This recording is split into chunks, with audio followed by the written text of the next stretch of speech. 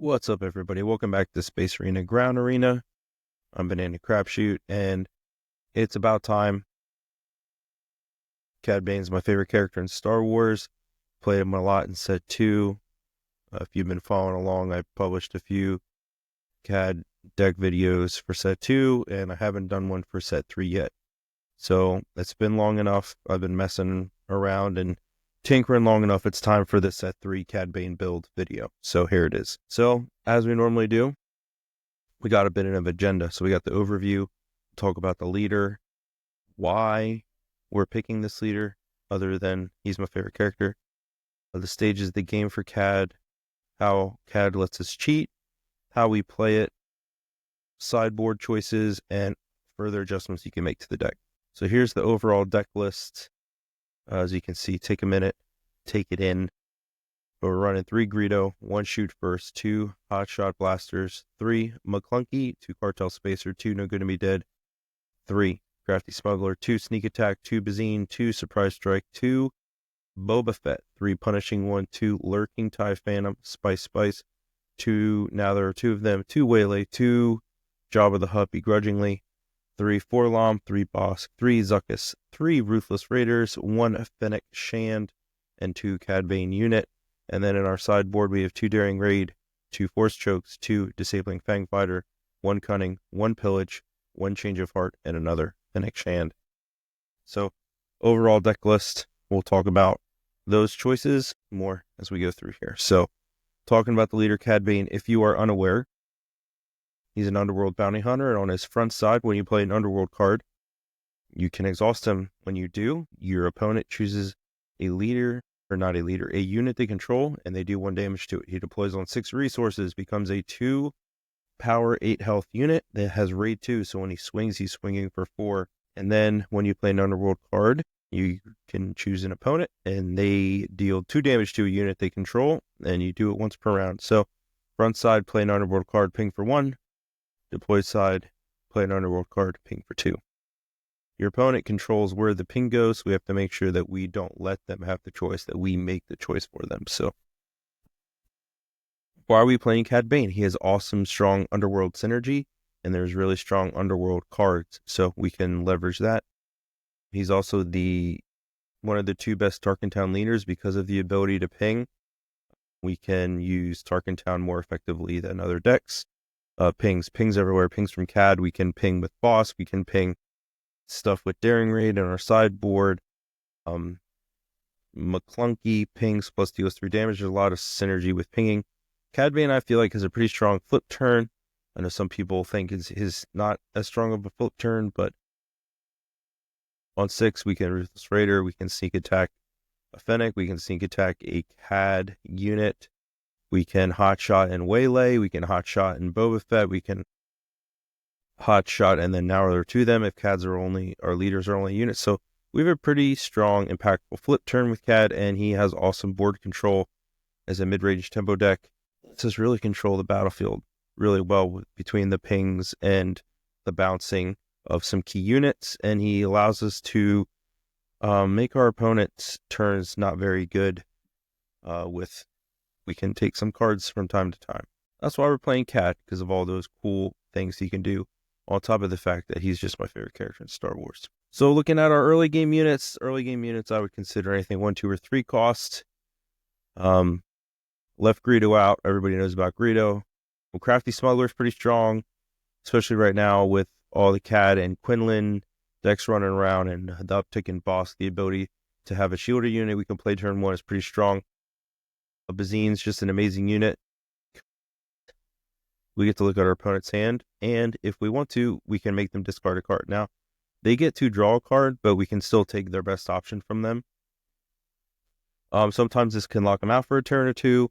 Plus, she's Underworld, so she can ping, and she's an awesome McClunky target, so we can just keep ripping cards. So, Bazine's pretty good in Cad Bane, especially.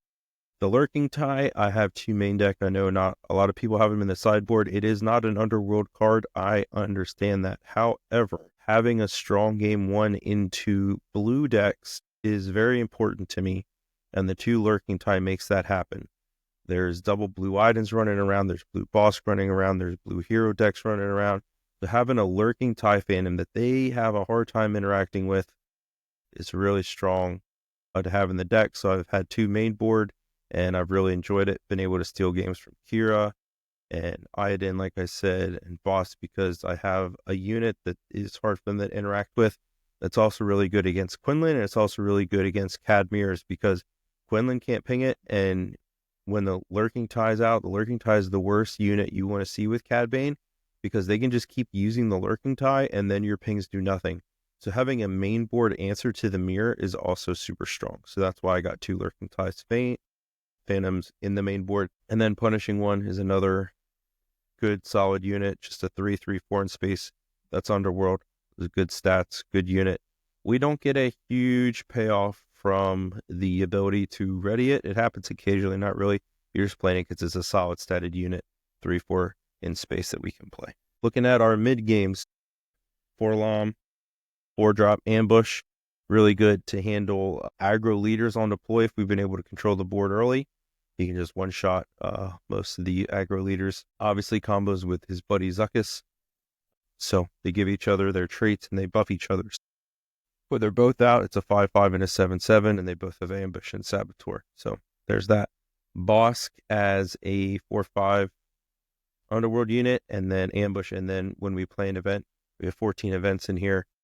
So we can trigger Bosk to deal damage. Also works really well with McClunky to bounce another unit. Say you have a Bazine out, you can McClunky, so you can get a 3 damage from the McClunky, 2 from the Bosk trigger, and also 1 for the ping. So you can deal 6 damage off 1 event in that situation. And then Jabba the Hutt, not the biggest fan of Jabba. I think that's pretty well known if you're on Discord. Jabba does have a big butt. He reduces the tricks we play, and he allows us to search for tricks. Now, as I really started off, I didn't have Jabba in at all. I had him in, took him out, had him in, took him out. I really have a love-hate relationship with Jabba. But at this point, where we have our event package, we have enough tricks that I feel like Jabba is strong enough of an include that I have him in here as a 2 of. Being able to play McClunkies for free when your opponent thinks we're tapped out. They forget, oh crap, Jabba can let you play that McClunky for free. Has been pretty impactful, being able to search out sneak attacks late to find a Ruthless Raider, because a sneak attack Ruthless Raider is I was going to talk about it later, but we'll talk about it now. Sneak attack Ruthless Raider is my favorite endgame play, because they're at 22, say they're at 17 if it's a 25 health base, or 22 damage on a 30 health base, and I only have my CAD unit out. You can play Jabba, find a sneak attack, or if you have sneak attack in hand, sneak attack Ruthless Raider is an 8 damage swing to base. 2 damage to the base and 2 to a unit when you play it. Swing for 4, and then it's defeated because of sneak attacks card text. And then we get the trigger again, so we can deal 2 and 2. So sneak attack Ruthless Raider is my favorite way to close the game. So Jabba lets us play sneak attack for 1. So there you go. This is our mid game, and then our late game unit. So Ruthless Raider, we'll go back. Early game units, I consider anything that costs 1, 2, or 3. Mid game, 4 or 5. And late game units, 6 or more. So Ruthless Raider, 3 Ruthless Raider in here. One of the 2 cards that's not Underworld. Get over it. They're both space units, and they're both really good for what they do. Ruthless Raider, being able to hit it with sneak attack. I love that play. But even just on the 6 resource turn, just playing Ruthless Raider, dealing 2 to the base, 2 to something else. Plus we can possibly ping if Jabba's out, because we can play McClunky for free and bounce something. It's just a super solid unit in space, especially with like when Django's around, having access to sneak attack Ruthless Raider is huge for us to win that matchup. Newsflash, Django is probably the roughest matchup for Cad Bane. So stuff like sneak attack and Ruthless Raider could really help that matchup for us. Cad Bane unit is just pretty awesome. Don't have anything really bad to say. It's very impactful when it hits the board, captures up to 3 units with a total of 8 or less remaining HP. And then on attack, they can rescue a card that Cad's got. But if they do, then we get to draw 2, so we can possibly refill our hand. And most of the times, if that Cad Bane gets to swing, it's for game. So, and I love the artwork on it. Just is super solid. unit. And then we're running one Fennec Shan, so I have 2 Cad and 1 Fennec. Part of that is because I only own 2 Cad Banes at the moment. But another part of that is I like having the one-off Fennec Shan because she is a good unit to snipe problematic leaders or units. She can snipe Anakins. She can snipe Snokes, which is a huge problem to deal with. You got that Snoke that's giving all of your stuff -2/-2, and then Fennec can come in and just snipe him out of nowhere. So I like having the one Fennec main, and we also have another one side set when we are into those blue villain matchups, or stuff like Crate, even she can snipe out. We can get that other one in there and start popping some big stuff. She's a good unit to snipe problematic units, so that's why I like having a one of her in here. Cheating. A Cad Bane gets to cheat a couple different ways. One way is Jabba, letting us play tricks for 1 less. Another way we get to cheat is with Sneak Attack, and now there are 2 of them. So I'm at 2 each, so I can fit them both in the main. Now there are 2 of them. I use more as an early game play, and Sneak Attack more of a late game play. Sometimes that gets flipped on its head, but most times that's how it works for me. So now there are 2 of them. Can't play vehicles, but we can cheat in like a boss on turn 2 off a Crafty Smuggler. We can cheat like a Cad or a Fennec on 5 if we have 1 unit out. So there's ways we can cheat units out, and then if Jabba's out, if he's our 1 unit that's out, then we can play it for 2, and then we get even extra value out of it. So now there are 2 of them, and Sneak Attack are ways to cheat units out, and then Jabba lets us cheat by playing stuff like Waylay and McClunkies and Shoot First, all that stuff for less. Cad Bane lets us cheat and do stuff you normally shouldn't be able to do, like playing a Zuckuss on turn 2 or a Bosk on turn 2. So what do we do? What are the play patterns? What are the pros and cons of this deck, and where's it at in the meta? So the play patterns, typically turn 1, you're looking for either a Bazine or Crafty turn 1, and then turn 2, if you can go, now there are 2 of them, into like a Bosk or a Zuckuss, that's really strong. Some other turn 2s, there's another like Punishing 1, Lurking TIE Phantom I'm looking for, and do anything that has a blue. Most of the time I'm looking for that, or the Mirror, or Quinlan. I'm looking for that Lurking TIE. And then we're really just trying to control the board, playing underworld units as much as possible, leveraging McClunky and Cad Bane pings. Tarkintown, you don't always want to Tarkintown their turn 1 play. Sometimes you want to save Tarkintown for a more impactful unit. So if you're playing against Sabine, you might not want to. Now Sabine, you probably want to Tarkintown that 8-wing, because that could represent like 5 damage turn 2. So maybe that's not the best example, but sometimes the turn 1 play is not the right Tarkintown target. Some of that comes with knowing the decks and the matchups, but like against Han, for example, I would save Tarkintown for like DJ or Tech, so that you can remove those and get your resource back. You hit it with something, and then you hit them with Tarkintown, or you McClunky plus Tarkintown, or if you're in games 2 or 3, maybe Daring Raid plus Tarkintown. There's things you can do, but Tarkintown, you want to not always hit their turn 1 play. Sometimes that is the right play, but it's not always the right play. And we're looking to control the board with our events, our units, and our Cad pings. And then really on the Cad deploy turn, we should be able to really be pushing for the end game, because we should be swinging. We got Hotshot Blasters and Surprise Strikes to push for damage. We got Sneak Attack Ruthless Raiders. Now there are 2 of them. We should be able to cheat some units out. We should be able to cheat events with Jabba, control the board, and then by the time Jabba or Cad Bane is deploying, really look to push and end the game that turn or the turn after. So that's typically what we want to do. The pros of the deck is really good at board control, is really good in aggro. It's solid in other mid-range. The cons, obviously it struggles when you rip its hand apart. Some decks with really that heal a lot with beefy units and Lurking Ties are a problem. But I think right now, with the way the meta's positioned, I think Cad's a pretty strong play. He has a lot of really good matchups, not a lot of terrible matchups. Boss can be a problem. Yeah, boss can be a problem. So that's one where you're trying to McClunky or waylay your own units back to hand so you can prevent boss from getting double triggers off of his bounties. Lurking Tie is another one that's good there. So yeah, there's bad matchups, but that's why I have the Lurking Ties, because most of the bad matchups, Lurking Ties really help us in those matchups. And I would kind of skirt around where it's at in the meta. I think it's well positioned. It's one of PQs. It's topping a bunch of PQs.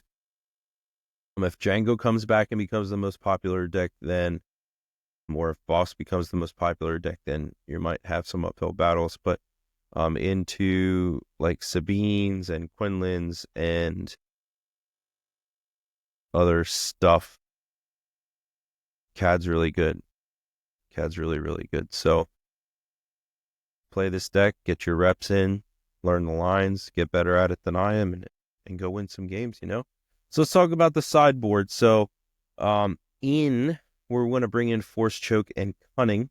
We're probably going to take out Sneak Attack and Fennec Shan, because Fennec, we don't really need against aggro decks, and Sneak Attack is one of our tools to close late. Now, there is some caveat there. If you're getting to 6 resources in game 1, and you're going to go to 7, then maybe like a Sneak Attack, Ruthless Raider play could be for you. Close the game against aggro if you're trying to race, so that might not always be the play, but just in general, right, you're sideboarding. We're looking to bring in Force Chokes and Cunnings.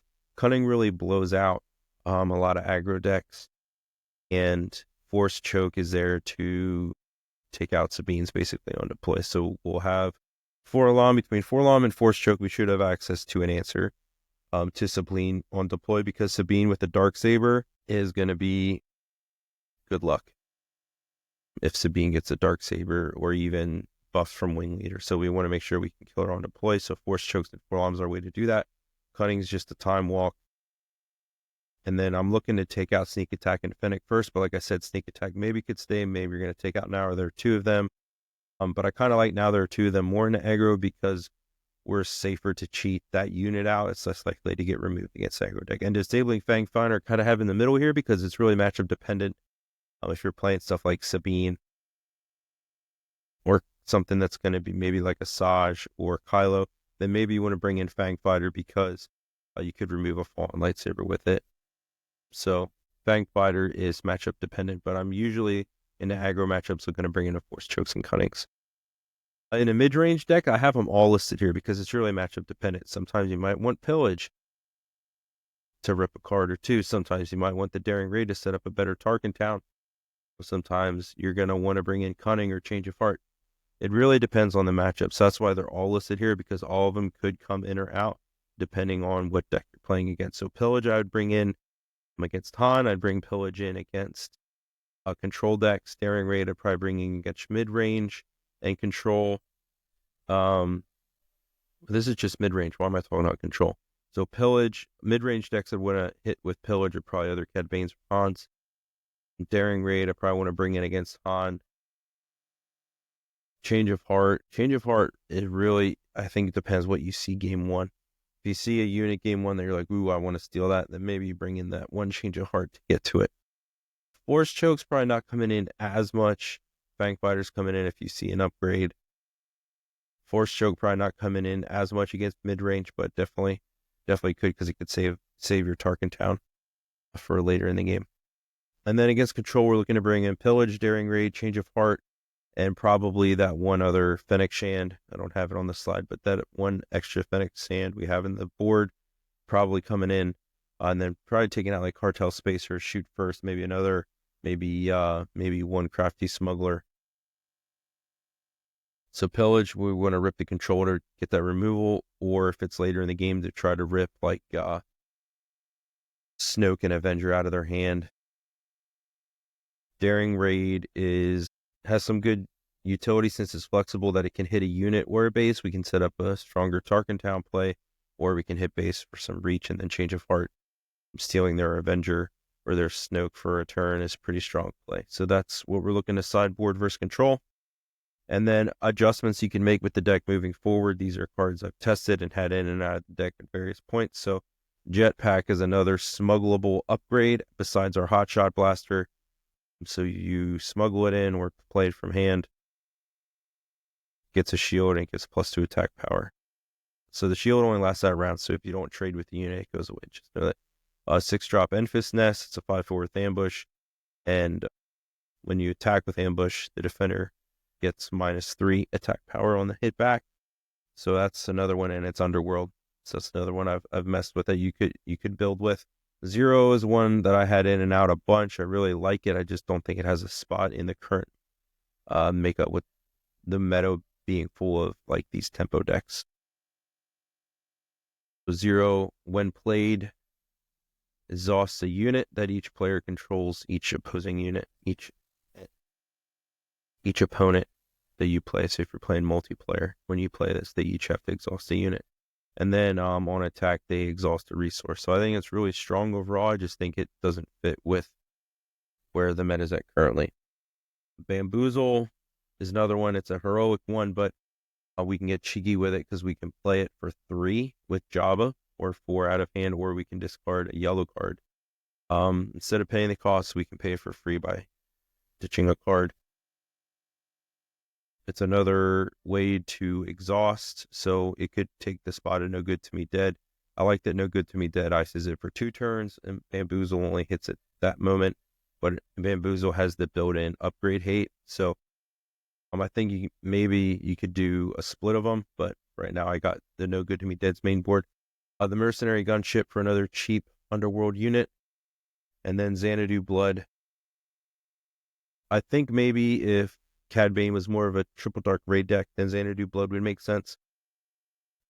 Or if now or 2 of them could hit vehicles, then Xanadu Blood might make more sense. But Xanadu Blood is basically 0. When played and on attack, you can bounce an underworld unit back to your hand, and if you do that, you can exhaust a unit or a resource your opponent controls. So then it's a 4/6 with raid 2. So it has some good reach for what it does. I just think right now the Ruthless Raider gives us more because it has a stronger when played effect. And the when defeated is nice too. Just plays better off sneak attack, I guess. So that's the adjustments you can make and other cards you can mess with. Besides what I have, and here's another look at the 60 as I currently have it. So this is one of the main decks I'm looking at for PQs. By far one of my 2 most played decks, this and Han Green. Really happy with where this is at. It plays awesome. So I'll have my live link that when I make updates for SwooDB, I'll post the unlisted live link there so that if you want to follow along with the changes and updates, you can. So go take this to your locals, to Carabas and the PQs, and go whoop some butt and begrudgingly play those Jabbas, and we will see you in the arena.